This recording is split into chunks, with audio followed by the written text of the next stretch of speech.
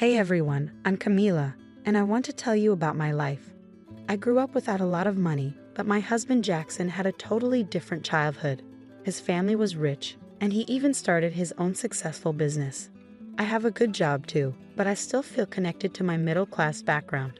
The only problem is my mother-in-law Addison. Dealing with Addison was like trying to navigate through a storm. But Jackson's dad, Grayson, was great. Addison, though, enjoyed putting me down and making me feel small about my family's money situation. She criticized us in private and even in public. Jackson always had my back, but Addison's insults never stopped. It got so bad that I thought about leaving Jackson because I didn't want to deal with his family anymore. But Jackson's love and support kept me going. He was amazing, unlike his mom. With time, I got better at handling Addison's behavior. So when she showed up with a flashy wedding dress right after we booked the venue, it didn't surprise me. She proudly showed off the dress, asking us what we thought. Isn't it amazing? It's from that fancy bridal shop you guys couldn't afford with your wedding budget, she said, not hiding her dislike. When I mentioned that her dress was too fancy for the occasion, she glared at me, clearly upset. I felt really uncomfortable then, not knowing how to handle her extravagant behavior, especially since Jackson and I were planning a simple wedding with just 60 guests to save money. We didn't want to spend too much, so I found a simple wedding dress that fit our budget. But Addison's dress was way too flashy. It was so extravagant that it would definitely steal the spotlight from me at my own wedding. It was obvious she picked it on purpose, knowing it would make a big statement. When I gently suggested she wear something else, Addison got really mad. How dare you tell me what to wear? I spent $125,000 on this dress. Do you really think I'd waste that money? I'm wearing it, no questions asked. Jackson tried to step in, saying, Mom, listen to Camila. That dress isn't right for our small wedding. Please pick something more suitable. But Addison wouldn't change her mind. No way, Jackson. I love this dress. I'm not settling for some random dress like your wife. I have my own standards. It's my big day too as the mother of the groom, she insisted, ignoring how ridiculous she sounded. Jackson, surprised, argued back, Addison, it's not your big day. Stop trying to steal all the attention. You're not wearing that dress to our wedding. The argument got intense quickly. Addison refused to give up on the dress, leading to a heated exchange between her, Jackson, and Grayson. The tension got so bad that we had to leave early without resolving the issue. Jackson was frustrated, saying, I can't believe my mom would do this. She's being unreasonable. Maybe she shouldn't even come to the wedding. But kicking Addison out of the wedding could make things worse. If we disinvite her, she might make an even bigger scene. She doesn't keep promises, and she does whatever she wants. We need to think of a smarter solution, I suggested, thinking about what might happen if we excluded her from such an important day. Jackson was frustrated too, admitting how badly his mother had treated my family and me over the years. I'm tired of her insults and disrespect. It has to stop. She can't ruin our wedding. So we agreed. We needed a plan that would keep Addison from causing trouble without making her suspicious or angry. As time passed, Addison stuck to her decision, leaving us to plan carefully to keep our wedding focused on our love, not her showing off. We all agreed that we needed a smart plan to handle the situation. So Jackson, Grayson, and I got together to figure it out. We were tired of her disruptions and all wanted to make sure she didn't take over our wedding. After talking it through, we came up with a plan and quietly started putting it into action, making sure Addison didn't catch on.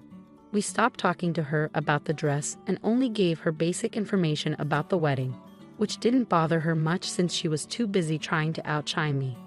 Just a few days before the wedding, we were having dinner at my in-laws, and Addison couldn't contain her excitement. I can't wait for your wedding, Jackson. I've been thinking about it for so long. My dress and jewelry are all ready to shine. It's going to be such a special day, she said, clearly thrilled, though it was obvious she was most excited about showing herself off. It will be special, especially because I'll be marrying Camila. Jackson responded subtly, trying to bring the focus back to us, the real reason for the celebration. But Addison quickly made it about herself again. Sure, Camila will look nice, but next to me in my expensive dress, I doubt it. I spent a lot to make sure I stand out. Hearing this, I couldn't help but admire Addison's boldness, insisting she was better and planning to steal the spotlight from the bride on her big day. Jackson complimented Addison's dress to keep things calm. while I silently appreciated his support, squeezing his hand under the table. Grayson, always the wise and calming presence, played a crucial role in our plan. He gently teased Addison, pointing out how strange it was for her to make such big plans for a wedding that wasn't hers. "Addison, you're really going all out for a wedding that's not even yours. Shouldn't we focus on the couple getting married?" His remarks subtly reminded everyone of the real reason for the celebration, steering the conversation away from Addison's self-centered plans without causing more trouble. This clever move was an important part of our strategy to handle the situation gracefully, making sure the wedding stayed a happy occasion for us and our guests, not just a platform for Addison's ego. As the wedding drew near, Addison insisted on having only the best makeup artist for herself. "For my son's big day, I need top-notch treatment. After all, I'm the mother of the groom," she declared. She was determined not to mingle with guests she felt were beneath her, especially while wearing her expensive jewelry, fearing it might get stolen by those unfamiliar with such luxury. Grayson had a clever idea. "Why not get ready at home? It's safer and more comfortable, especially with all your plans," he suggested. Addison loved the idea of making a grand entrance and praised Grayson's thoughtfulness, unaware of our hidden agenda. Grayson exchanged a knowing look with us, showing that our plan was going smoothly. Caught up in her own excitement, Addison didn't realize she was falling into our trap. The thought of her surprise on the wedding day brought quiet satisfaction to Jackson and me. Even though I wish I could see her reaction in person, knowing the plan was in motion allowed me to focus on the joy of the upcoming wedding, feeling a sense of relief. While there was a slight worry about the plan being discovered, Jackson and our supportive friends helped ease those concerns. Everything was organized perfectly, reigniting my excitement for the special day. After months of stress, I felt genuinely thrilled about our wedding for the first time in a while. It was shaping up to be a celebration of our love, free from any outside drama. As the wedding morning arrived, bright and beautiful, it felt like the start of a new chapter we had been eagerly waiting for. The weather was perfect, adding to the joy of the day. Grayson, my amazing father-in-law, was the first to arrive at the venue, well before the rest of us. He stopped by to check on me, and despite my nerves, he'd assured me that everything was going according to plan. "Don't worry, dear," he reassured me, explaining his early arrival was due to Addison's difficult behavior. "Her makeup artist won't be here for another hour. We have plenty of time." I felt immensely grateful for Grayson's support. "Thank you so much, Grayson. I can't express how much this means to me," I told him. He smiled warmly, reminding me that I was now part of the family and assuring me that the day would unfold just as we had envisioned. His presence was a comfort, especially considering the challenge of dealing with Addison as my mother-in-law. I felt fortunate to have Grayson by my side. After checking in on me, Grayson made his way to where Jackson and I were getting ready for the ceremony. The day was shaping up to be everything I had ever dreamed of. I'll always remember the look of love on Jackson's face as I walked towards him, escorted by my uncle. Both of us were overcome with emotion, surrounded by our closest friends and family, with Grayson's supportive presence adding to the moment. As for Addison, her grand entrance didn't go as planned. Dressed in her expensive gown and covered in diamonds, she expected all eyes to be on her. But when she arrived at the venue, she was in for a surprise. It was empty. Confused and a bit panicked, she called Jackson, her voice filled with disbelief. "Jackson, what's going on? Why is nobody here?" she asked, clearly caught off guard by the turn of events. Addison frantically searched for us at the venue, puzzled by the absence of familiar faces. Jackson broke the news. She wasn't at the right place because she hadn't been invited to the real wedding. Her confusion quickly turned to disbelief, eliciting laughter and amusement from our side. Even Grayson struggled to contain his laughter, finding the situation quite amusing. As Addison pressed for answers, insisting she was speaking with Jackson and not me, her confusion grew deeper. Jackson calmly explained that although the venue she was at had been booked initially, we had chosen a different location for our ceremony. Learning that the wedding had already happened without her left Addison in disbelief, questioning why she hadn't been informed earlier. Jackson, growing impatient, pointed out that her exclusion was intentional, a decision made to prevent the disruptions her presence might cause. Despite his explanation, Addison couldn't believe that her own son would go to such lengths to keep her from his wedding. The conversation heated up as Jackson confronted her about the unnecessary drama surrounding her dress and her attempts to steal the spotlight from the bride. His firm stance surprised Addison, who struggled to come to terms with the consequences of her actions.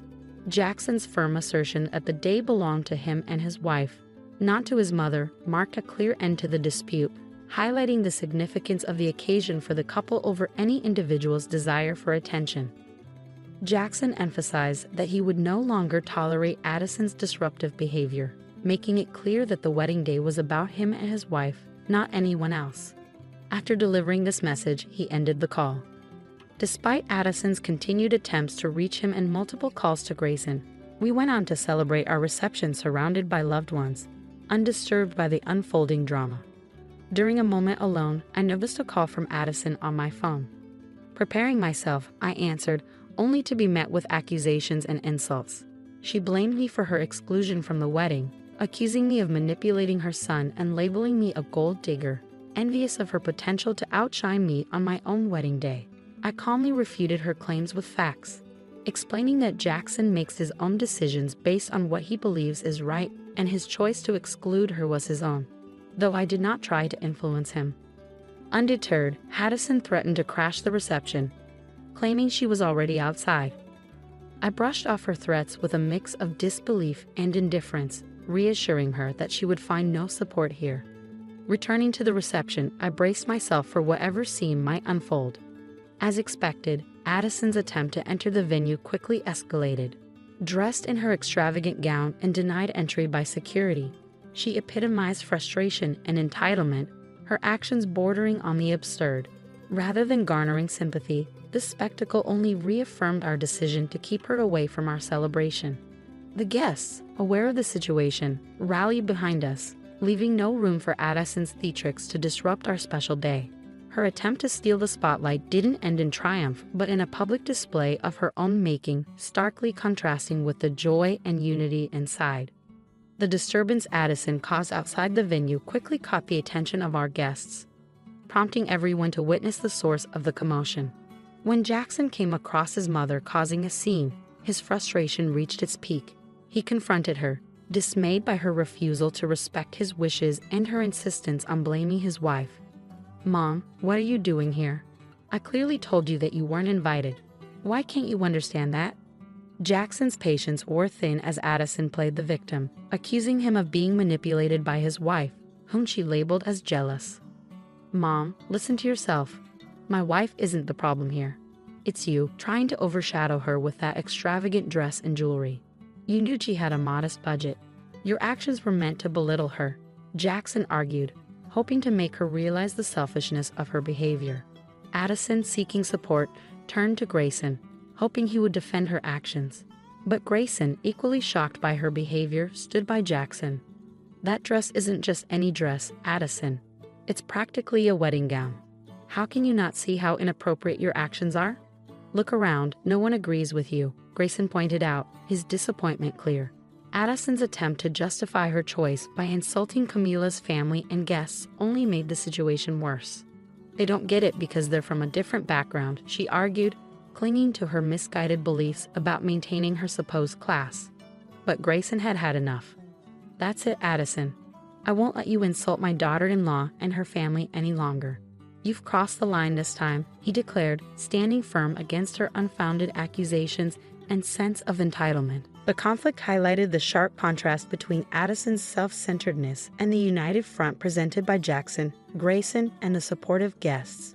Her attempt to crash the wedding, instead of gaining sympathy, only reinforced her isolation and confirmed the wisdom of excluding her from the ceremony. Grayson's firm defense of my family was a powerful moment for me, showing the depth of support and love I had found within Jackson's family, despite Addison's disruptive presence. This act of solidarity, affirming me as part of the family, was deeply touching, bringing me close to tears. It strengthened my belief that choosing to align my life with Jackson and his family, separate from Addison, was one of the best decisions I had ever made. Shocked and angry at Grayson's rebuke, Addison couldn't understand how her husband could speak against her, especially to defend what she saw as outsiders. She held tight to her beliefs of being superior, criticizing the wedding and our union. But Grayson's response was surprising and definitive. He expressed regret not for our wedding, but for his own with Addison, admitting their marriage was a mistake due to her unbearable behavior. Then he announced his intention to divorce her, leaving Addison speechless. Grayson wasn't alone in his decision. Jackson also cut ties with his mother, prioritizing the well-being of his wife and their future together over Addison's toxic influence. This decision showed a commitment to shield our new family from further turmoil. Addison was shocked and disbelieving. Her reliance on Grayson and Jackson for financial support had been a pillar of her extravagant lifestyle. Grayson's mention of divorce, along with the prenuptial agreements in place, meant Addison stood to lose not only her family but also the financial security she had taken for granted. Her lavish spending, highlighted by the purchase of the expensive dress, had been unsustainable on her own, relying instead on her husband's wealth. The news of impending divorce and our decision to cut ties with Addison marked a turning point for her. The consequences went beyond losing family connections to a harsh financial reality. Her once secure future, buoyed by wealth and status, now looked uncertain, with the protective clauses of prenuptial agreements leaving her with little to claim. This sudden change in circumstances served as a sobering reminder of the costs of her actions and attitudes, highlighting the transformative impact of Grayson and Jackson's decisions on our collective future. Jackson, Grayson, and I had discussed the situation thoroughly, recognizing the need to set boundaries to protect our new family. Grayson had been considering separation from Addison due to long-standing unhappiness, while Jackson and I were determined to shield our relationship from her toxic influence. Addison, taken aback by the realization that her actions had real consequences, had to face the fallout publicly. Her pleas for leniency, framed as an overreaction to a single dress incident, were met with firm rebuttals. It was evident to everyone, especially Jackson and Grayson, that her behavior went far beyond one incident. They pointed out her consistent mistreatment of me as the underlying problem, dismissing her claims of unfairness as baseless. In a last-ditch effort to gain sympathy, Addison turned to me with tears, pleading for forgiveness. She clung to me, painting herself as a remorseful victim of circumstances. Yet her plea lacked sincerity. It quickly turned sour as she resumed name-calling and accused me of tearing her family apart. Her abrupt shift from fake remorse to open hostility only reinforced our decision to distance ourselves from her. Her failure to offer a genuine apology or acknowledge the impact of her actions further alienated her, not just from me but from everyone present. The guests, initially watching quietly, grew increasingly disapproving as Addison's true colors emerged once more. This scene marked a significant moment for our family. It wasn't just about keeping Addison at arm's length. It was about reaffirming our commitment to respect, unity, and the well-being of our shared future. Addison's failed attempt to reconcile, quickly overshadowed by her return to blame and manipulation, only strengthened our determination.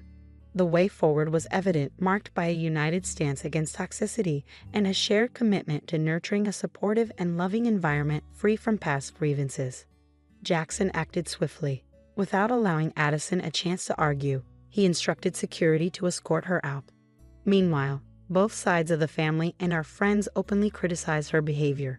It was a moment of validation as we watched her being escorted away, allowing us to resume our celebration surrounded by genuine supporters. The very next day, Grayson took decisive action.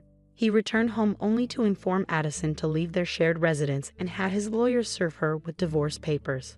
Her attempts to sway Grayson with tears, screams, and threats in front of the lawyer were futile. When she attempted to approach us, seeking an ally or a way to disrupt our peace, we made a conscious choice not to engage, safeguarding our new life together from her drama. Our phones and social media became Addison-free zones, eliminating any avenue for her to reach out.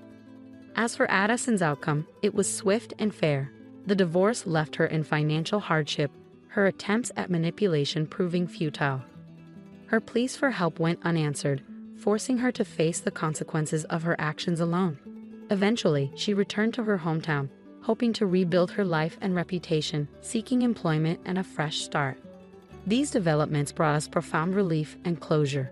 With Addison's turbulent influence no longer present, our lives thrived.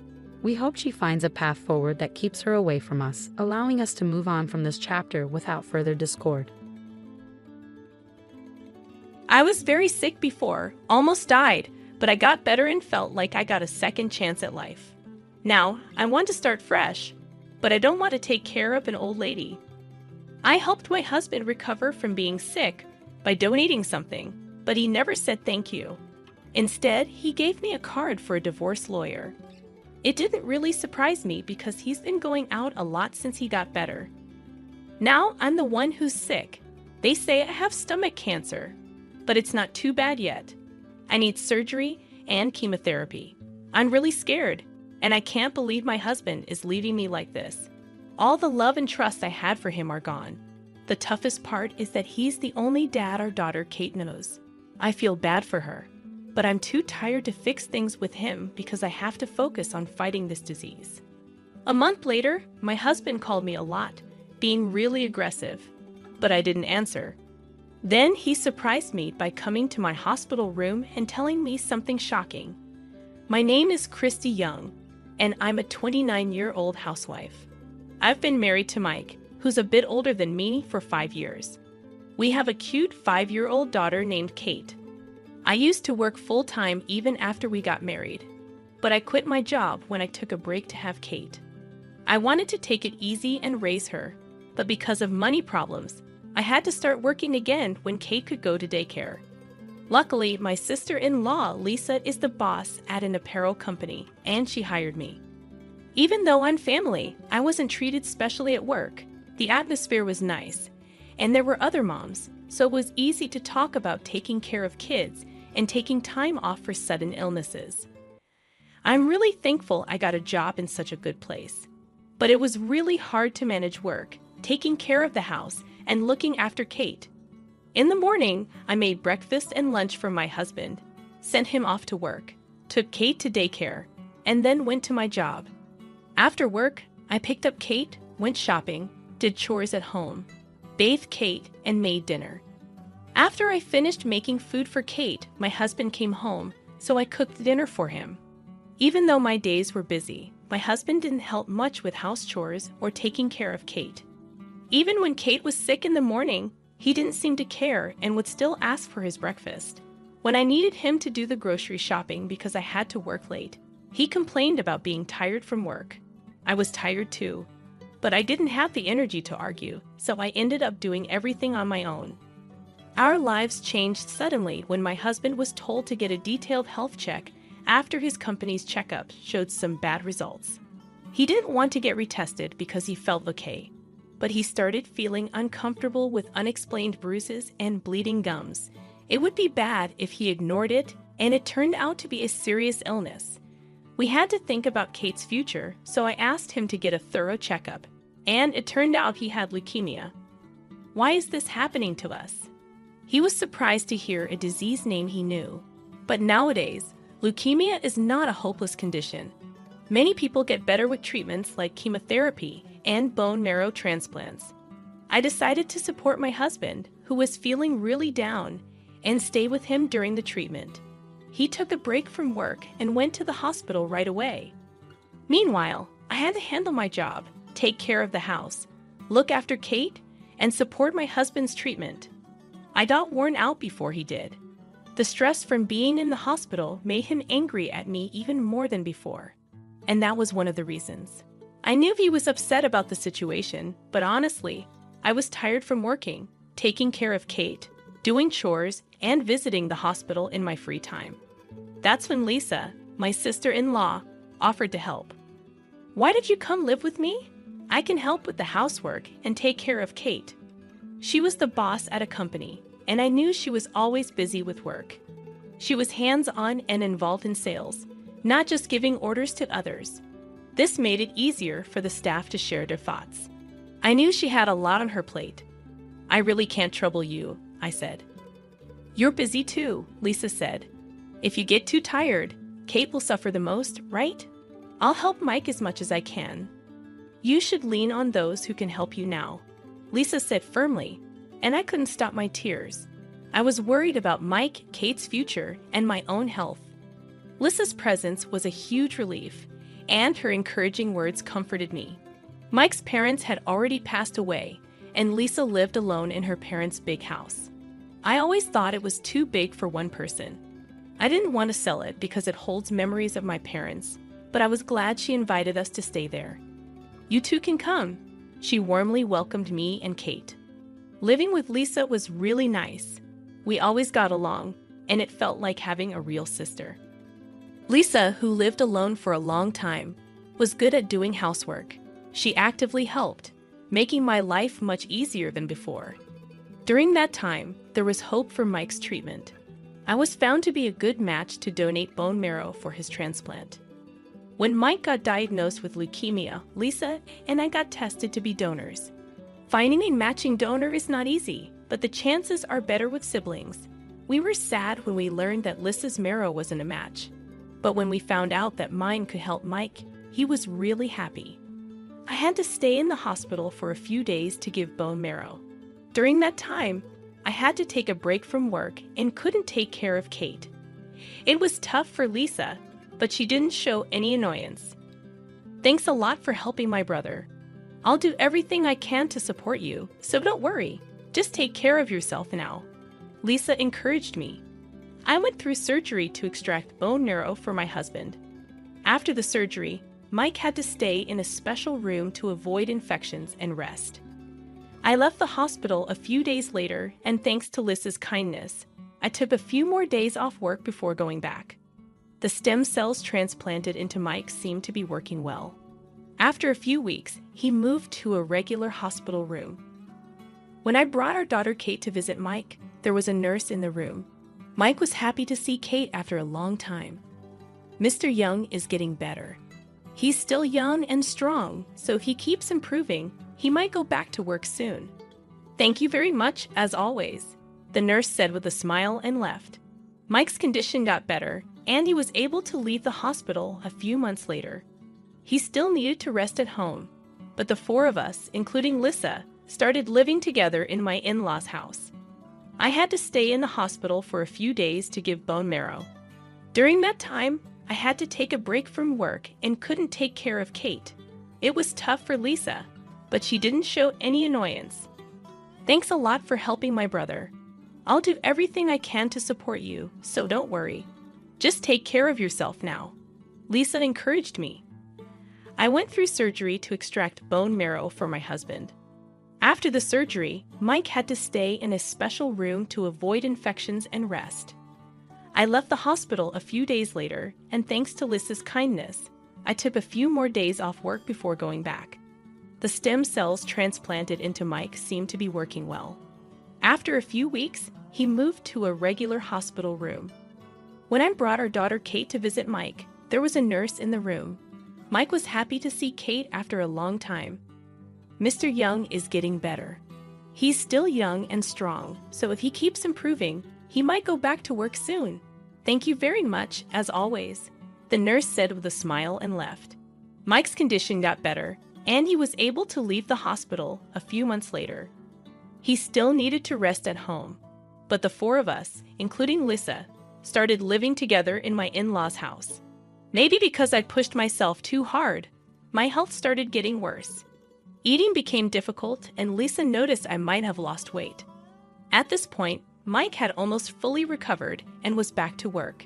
Even though I didn't have to take care of Mike anymore, the chores and looking after Kate didn't decrease. Even when I wasn't feeling well, Mike, who had a lot of energy again, started going out alone more on his days off. He didn't seem to notice I was unwell and didn't offer to help with the chores. When I asked him where he was going and who he was with, he got mad and said, "I have a private life too."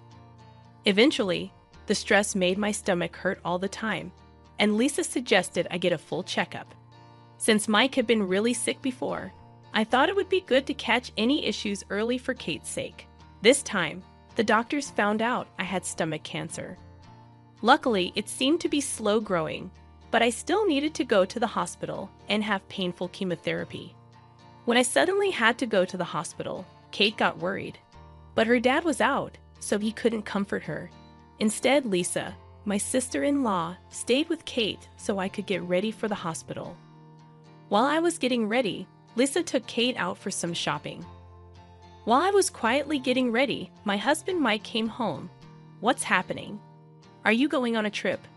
I was upset because he seemed so carefree. I have stomach cancer. I've been feeling sick, so I went for a checkup today. That's what the doctors found. I need to stay in the hospital. Hospitalized. What about the house? Are you leaving it all to my sister? I was surprised that his first worry was not about my health. Well, this is just great, huh? Let's get a divorce. I was confused and shocked by his sudden request. I had always taken care of him when he was sick. And now that I'm the one who's sick, he wants to leave me. I almost died once, but I got better, and it feels like I got a new chance at life. I want to start fresh, and I don't want to take care of an old lady.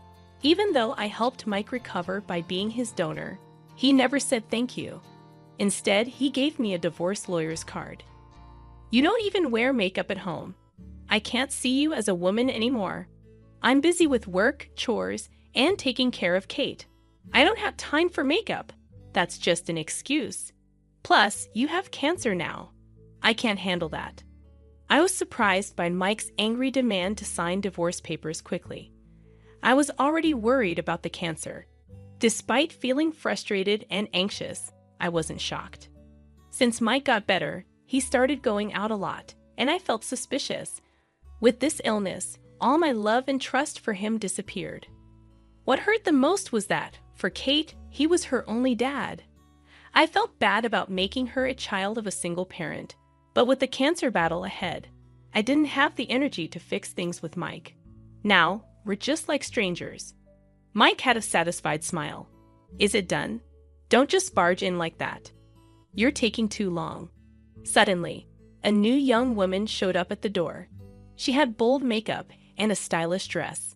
She looked beautiful, but when I looked closely, I recognized her face. Are you the nurse from Mike's hospital? It was a bit hard to tell because she wasn't in her uniform, but she was the nurse who took care of my husband. Apparently, she became his girlfriend at some point. Yes, that's me. I took care of him a lot when he was sick, more than you ever did. Mike said proudly. I was shocked by what he said. Taking care of a sick person is what nurses are supposed to do. It felt unfair to be compared to her in that way. Leave this house right now. This is my family's home. Mike said firmly.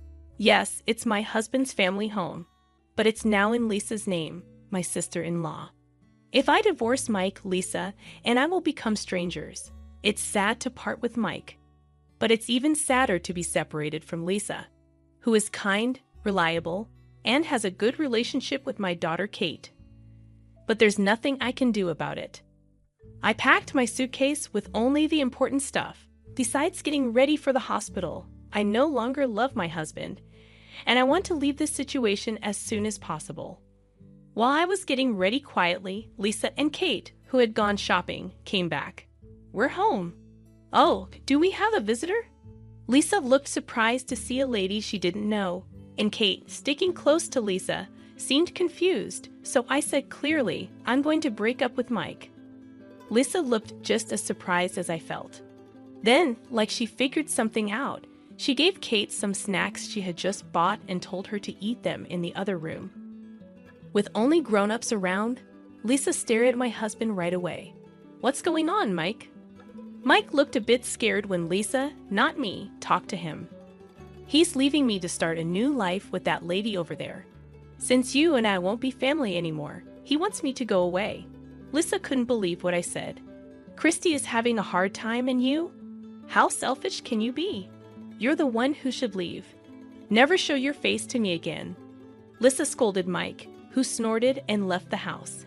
The lady looked down at me, smirked, and followed Mike. After they left, Lisa looked at me with a sorry expression. I felt bad for making her, who did nothing wrong, feel like that. Please don't be upset. You've helped me so much, Lisa, and I can't thank you enough. I felt a bit better knowing Lisa had firmly cut ties with Mike. Even if you break up with Mike, I'll always be on your side, Christy. We left the house we lived in before Mike got sick. Since Lisa told Mike to leave, he had no place to go, but he probably planned to live with that lady.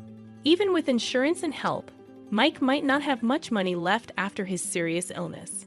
Well, it's not my concern anymore since we'll be strangers. Even though we weren't married anymore, Lisa was still helping me. I needed to go to the hospital, and I thought about leaving Kate with my parents, but I didn't know what to do about transferring her to a new kindergarten. When Lisa said, "I'll take care of her," I know Kate will be worried without her mom, and changing schools will make her even more worried. My job is stable right now. I decided to trust her. About a month after I was in the hospital, my phone rang.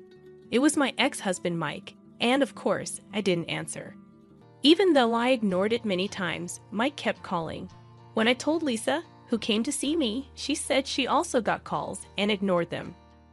But he apparently showed up at her in-laws' house. He insisted on seeing me, but she sent him away, saying it was impossible since I was in the hospital. Don't pay attention if he says anything. It's too late for him to realize your worth now. Lisa's words made me feel stronger. After Lisa left, saying she's going home for today, Mike showed up in my hospital room. "Why are you here?" I didn't tell Mike which hospital I was in. He didn't even ask. "I went to my parents' house today. I saw my sister leaving with flowers, so I thought she might be visiting you." Apparently, he followed Lisa. Mike's persistence was scary, and I was confused about what he wanted. Then he hugged me. My illness came back. It turned out Mike's leukemia had returned. Even though remission is possible with a bone marrow transplant, it doesn't guarantee there won't be a recurrence. So, can you be a donor again? I was surprised by his bold request. I was fighting a serious illness, cancer, and my ex-husband, who left me, came back as soon as he got sick again. It felt too convenient. "I don't care. Isn't it your fault?" "What do you mean? Didn't you have someone who supported you more than I did?" Mike looked regretful when he heard me. His girlfriend broke up with him as soon as she found out about his illness. She said she could handle work, but not take care of a sick person in her personal life. "You're the only one I can rely on now." Mike begged for my help, but I told him firmly I really don't want to. "Are you going to leave me again when I'm sick? You were the one who left me first, right?" Mike didn't know what to say to my response. "And I'm talking to a lawyer about you." "A lawyer?" "Oh, right. Child support for Kate. I'll make sure you pay. But I'm sick too." Our argument continued, and a doctor noticed the commotion and came into the room. The doctor stopped Mike, who was trying to grab me, and took him away. Mike was later handed over to the police. After being questioned, a restraining order was issued against him. Lisa came back to my room after hearing the commotion. After learning the details, she was disgusted by Mike's selfishness. I asked Lisa to testify, and after talking to my lawyer, I decided to claim compensation from Mike and his girlfriend. Mike was very hesitant, but his girlfriend agreed to pay immediately, like a severance payment. Since then, I've been slowly getting better.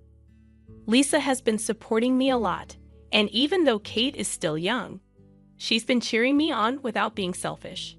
The cancer was taken out successfully, and there's no sign it spread. On the other side, Mike is still looking for a donor and seems scared every day. He managed to pay me the compensation by using up his savings, but it looks like he won't be able to afford child support for Kate. Because he can't pay child support, he's not allowed to visit, so he seems to be dealing with his illness by himself. I still have a good relationship with Lisa. After leaving the hospital, I thought I shouldn't bother her anymore, and I was thinking of moving out with Kate.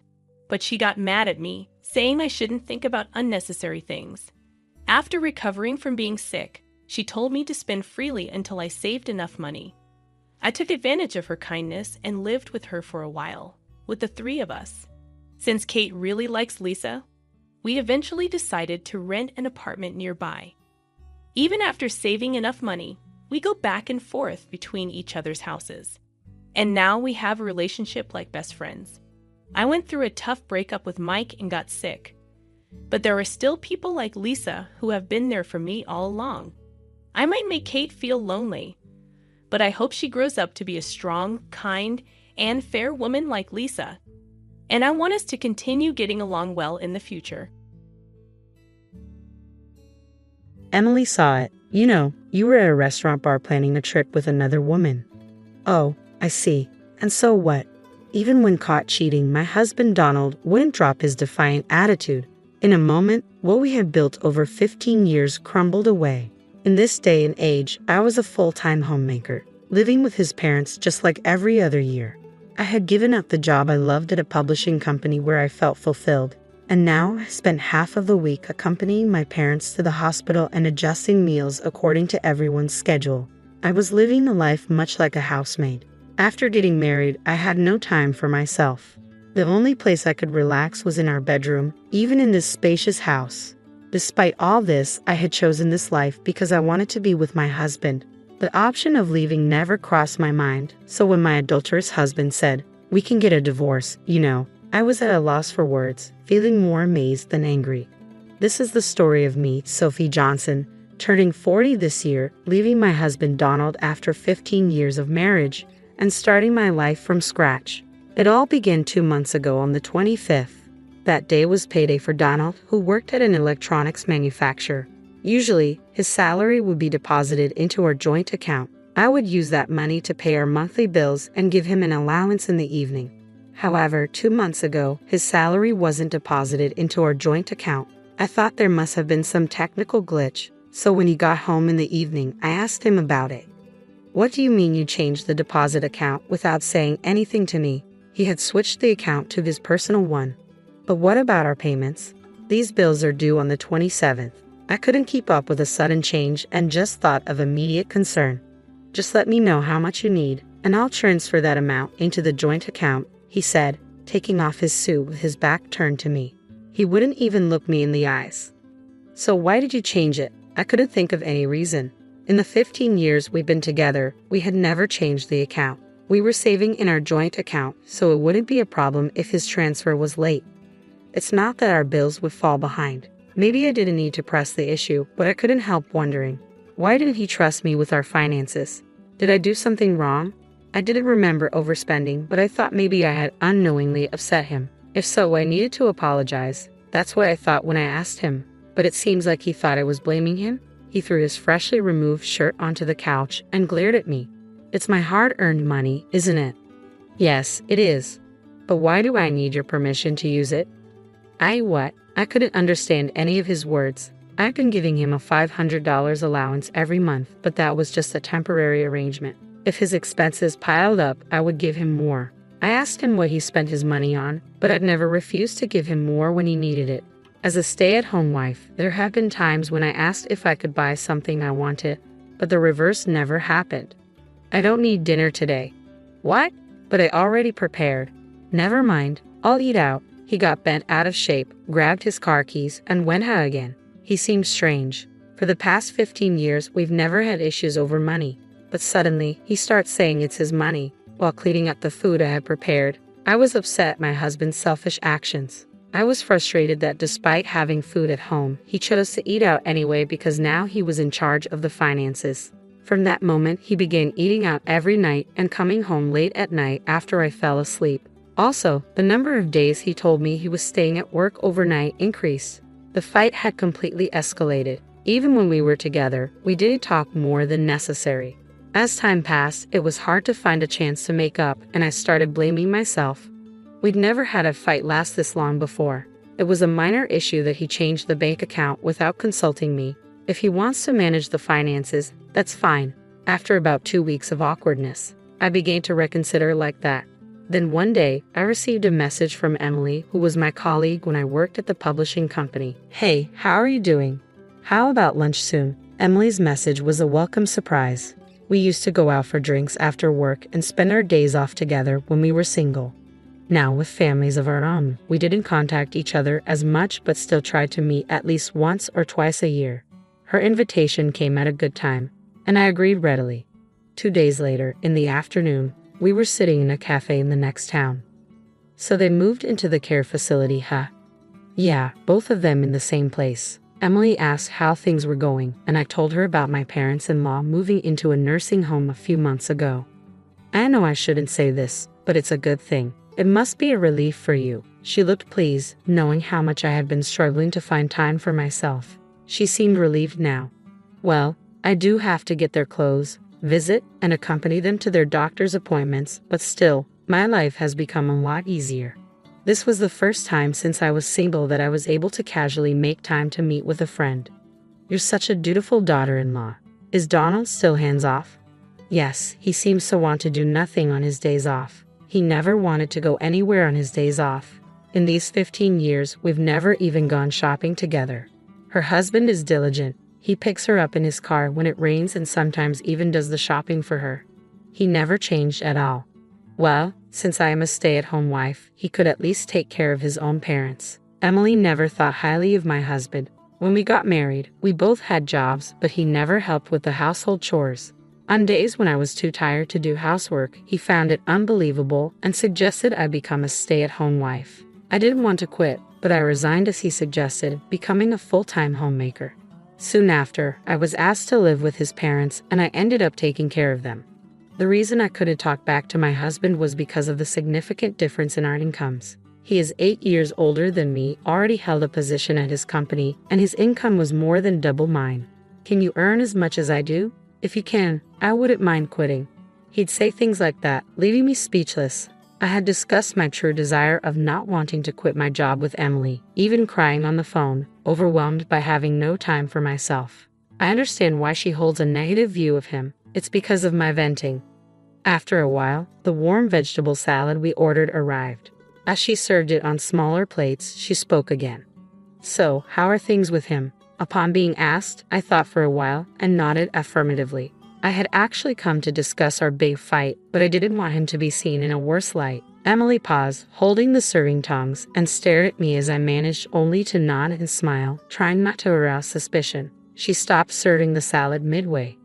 I'm sorry I asked it in the wrong way. Sophie, things aren't going well with him, are they? Emily's words made it seem like she knew something. I was left flustered and unable to respond as she started talking about something that had happened a few days ago. She recounted being at a dining bar near her office for a work after party. While heading to the restroom, she passed a man in the aisle who turned out to be my husband. He didn't seem to recognize her, so she decided against calling out to him. But noticing that he was in casual clothes made her wonder if he was with me. After leaving the restroom, she decided to take a look at where he was seated. What she saw was him having drinks with a woman who wasn't me. It hit me instantly. He's cheating on you. They were sitting close together, bodies touching as they drank. Was that really my husband? I couldn't believe it. He hadn't come home that day due to working overtime, so there was no reason for him to be in casual clothes. Moreover, he seemed genuinely busy lately. Did he even have the time for cheating in his current state? Although we've been on bad terms recently, I couldn't imagine him resorting to cheating. I just don't see him as that kind of person. Sensing my thoughts, she sighed and added, for the upcoming long weekend, he mentioned going to a place in Malibu. He was showing information about the accommodations on his phone and mentioned something about a prime-grade steak dinner. You could probably find the hotel if you search from there. She started searching for the hotel on her phone, while at the cafe I was still hoping it was just her misunderstanding. However, as soon as I got home, I started looking through his clothes. I don't remember how many clothes he has, so I wouldn't know how many of what item were missing, but I did notice that 2 or 3 of his favorite clothes were missing. Until last year, he would immediately wear them after washing, and they were always at the front of the drawer when opened. But now, they were nowhere to be found, even after searching every corner, the back of the closet, and the drawers of rarely used cabinets, literally everywhere. The only thing that came to mind was him working overtime and even on weekends due to his busy schedule, telling me he had spent a night in the company's restroom because he missed the last train. As I stood in front of the closet, the sound of an incoming email came from my pocket. It was a message from Emily. The email included the URL of a hotel in Malibu. As I stood there in a daze, I slowly pressed the link and a stay plan with a dinner including prime-grade meat was displayed. I felt dizzy, like I was having a bad dream. There was a part of me that still wanted to believe in him. But not finding his favorite shirt was a huge blow. 2 days later, the Saturday before a long weekend, he was unusually at home, working with the TV on. I placed a cup of coffee near his computer and casually asked, I haven't seen you wearing your favorite t-shirt this year. Even though he hadn't taken his eyes off the display when I put down his drink, at this question, the sound of him typing on the keyboard suddenly stopped. Then he said, Yeah, I'll wear it sometime. making a point of looking at me as he responded. That was unusual. For the past month since that payday, he had been distant, but now, when asked about his shirt, he was making eye contact.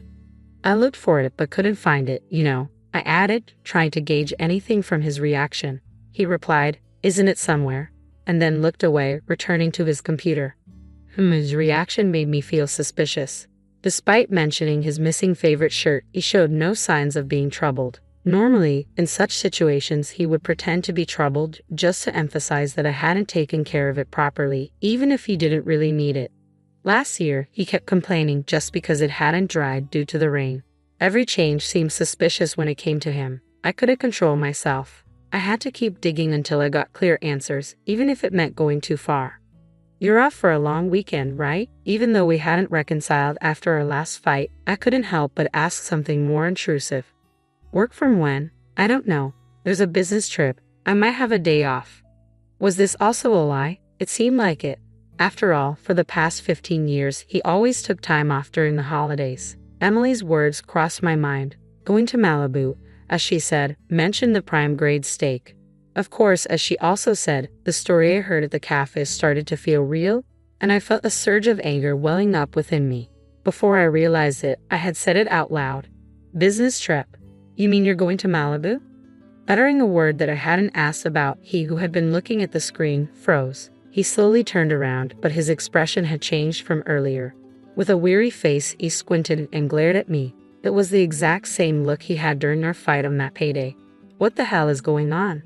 Really rummaging around our room pretending to look for clothes? He sighed heavily. Hearing his words, my lips quivered noticeably. Indeed, I had rummaged through the room, but I found nothing. I couldn't find the t-shirt. Yet despite that, he said it, rummaged through his room. He said so, which means if I had rummaged more, I would have found something that linked to Malibu. I still wanted to believe even while doubting. Emily says she saw it at the wine bar. You and another woman were planning a trip. The things we had built started to crumble away. Oh, is that so? I thought. At times like this, he would hardly make an excuse, but reality was different. He was not flustered at all. He turned away with a defiant look. So what's the point? I was even questioned in return. What does he want to hear? When I became speechless out of disbelief, he piled on words. Who do you think you are? I'm working hard to earn money, enough for a stay-at-home wife to live comfortably. He yelled at me loudly and my head started to ache. I placed a hand on my forehead and took a deep breath. I'm okay with getting a divorce, you know. He uttered those few words. For the past 15 years, no matter what happened, no matter how hard it was, I had tried not to think about it. I was disappointed that he could say it with no hesitation. From that day, he continued to ignore me. Even worse, the moment he found out I knew it, he boldly started communicating right in front of me, like, "All right, I'll pick you up at 7 in the morning." The first time it happened, I was dumbfounded. Was he always like this? The person in front of me was a total stranger. As the long weekend and the day of his trip approached, I found myself in the car driven by Emily, silently witnessing his infidelity unfold before my eyes. "Sophie, did you get a shot of him putting his arm around her waist just now?" "Yeah. You should take as many photos as you can." "Okay." When I recounted my conversation with him on Saturday to Emily, she was furious and urged me to break up with such a foolish man. She also suggested that I take photos as proof of his cheating and claim for emotional damages. She spent her much-anticipated weekend for this very purpose. The woman he was cheating with was around her late 20s or early 30s with a slim figure and wearing revealing clothes. Did he have a thing for her long hair? He stroked her hair over and over with a gentle smile on his face. Since he left the house, I promptly followed and watched everything. From when he picked her up from her apartment, even when he stopped by a convenience store to buy breakfast together, to when they started walking arm in arm in front of the Monterey Bay Aquarium. Now, they just entered a hotel together. I took pictures of all of it with my phone, but each time I pressed the shutter, I pondered over what I was doing. I knew it, but seeing it with my own eyes made me really sad. But I didn't shed a tear. I just stared at his joyful face. That was my day. What do we do now? Shall we stay somewhere for the night? No, let's head back. It seemed she was planning to stay overnight, but I shook my head. I didn't want to waste the money I've saved by scrimping on such a thing. I thought our life as a couple had finally started after my in-laws had been placed in a nursing home. We hadn't been able to go on trips until now because we always took care of our parents first, but from now on, we wanted to create memories as a couple. The money I had planned to use for those times, I wonder if I just wasted 15 years. If I knew it would turn out like this, I wouldn't have married. If I knew I would go through this, I would have divorced him a long time ago. I shouldn't have had to endure and try so hard. Today, seeing his smile for the first time in a while, I wanted to redo those 15 years, though I wanted to cry. I couldn't help but keep sighing. She had been quietly listening, but suddenly she started the car engine and checked the time. What time is it now? After 3 o'clock. Then she made a call and smiled at me. Hey Sophie, let's move out right now. Ha! Hello, sorry to bother you during the long weekend. I appreciate your help. I was taken aback by her sudden proposal. She seemed determined to start something. Panicked, I shook my head at her while she was on the phone, but she ignored me and continued, saying, "It's all good." From that moment, Emily was full of energy. While driving, she used her car's navigation system to call various places and gather people to come to my house. About 3 hours later, we actually arrived home in the evening, about 2 hours after that, but within just 1 hour, all my belongings in the house were packed into cardboard boxes. It was truly unbelievable. I didn't want to talk about work since you didn't want to quit, Sophie, but I've transferred from a fashion magazine and now I'm the editor-in-chief of a local magazine. In the car, she made various calls to the moving company, real estate agency, and even to a lawyer who knows Donald. She expertly adjusted the schedule so that the Certus people's visiting times did not clash. I followed her instructions meticulously. Minute by minute, I packed only my valuables into a box, leaving the rest to be handled by the movers. The real estate agent introduced me to a house that could be moved into within a few days. Meanwhile, my belongings were sent to her house, and I ended up staying with her for a few days. After the truck packed with my things left, I was visited by a lawyer who provided advice on claiming alimony after divorce, guiding me towards the least burdensome method. I was amazed at how much could be accomplished in just a few hours. I knew she was a very proactive person from our time working together, but her efficiency was truly remarkable. However, as I looked around the now half-empty room, anxiety slowly began to creep in.